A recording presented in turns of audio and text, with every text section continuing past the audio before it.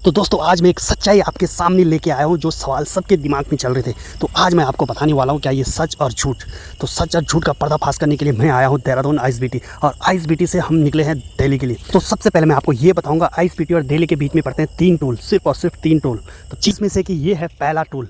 तो दोस्तों ये है वो सरकारी बस जिसका किराया है सिर्फ और सिर्फ 350 रुपये। और इस वक्त हम पहुंच चुके हैं सेंटर ये है सेंटर देहरादून और दिल्ली का बीच का जो सेंटर। और इस सेंटर की आज मैं आपको बताने वाला हूँ हकीकत, यहाँ की हकीकत जिसे सुनकर आप हैरान रह जाओगे। तो यहाँ पे कुछ लोग जो फ़ायदा उठा रहे हैं लोगों की मजबूरी का, तो ये आपको मैं बताने वाला हूँ कि यहाँ पे क्या चल रहा है। तो सबसे पहले चलते हैं इस चाय के ठेले पे और आपको दिखाता हूँ मैं यहाँ की चाय।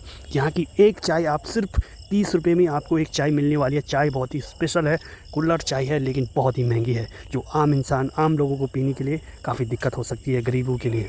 तो दोस्तों इस वक्त हम पहुंच गए चायशाला के अंदर, जहां पे एक पकौड़ा सिर्फ 250 रुपये का मिलने वाला है। तो एक पकौड़ा 250 रुपये का कौन सा पकौड़ा है वो जानने के लिए मैं आपको लेके जाता हूँ अंदर। तो ये देखिए दोस्तों, यहाँ पे वो पकौड़ा बन रहा है जो 250 रुपये का सिर्फ आपको एक मिलेगा।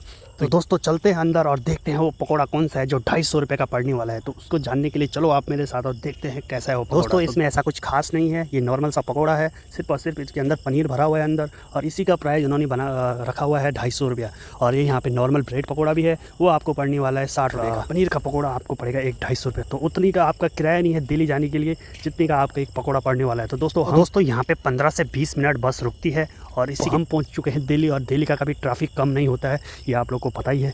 तो इतना ट्रैफिक में कैसा पॉसिबल हो सकता है कि 2.5 घंटे में देहरादून से दिल्ली आना। भले ही आप देहरादून से तो आ सकते हो, लेकिन दिल्ली में आकर ट्रैफिक में आप फंस जाते हो। तो दोस्तों यही हाल है दिल्ली का। तो पिछली बार जब मैं फर्स्ट टाइम इस बस में आया था तो सिर्फ और सिर्फ 2 घंटे और 45 मिनट में इन्होंने हमें दिल्ली पहुंचा लिया था। तो दूसरी बार जब मैं आया तो इसमें लगे 3.5 घंटे, और तीसरी बार जब मैं गया तो 4 घंटे, और वापस आने के टाइम में 4.5 घंटे पूरे लगाए भाई इन्होंने।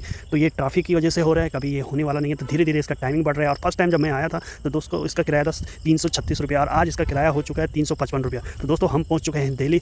और इसी के साथ यहाँ पे देखिए आप कितने सुंदर पराठे लग रहे थे, और मुझे भूख भी बहुत जोर से लगी थी, तो पराठा खाने का मन कर रहा था। तो हम क्यों ना पराठा खा के ही यहाँ से निकले। सिर्फ और सिर्फ 50 रुपये का 2 पराठे मिलने वाले हैं, उसके साथ में आपको आलू की सब्जी, प्याज सब कुछ मिलने वाला है। तो क्यों ना हम इसका आनंद लें।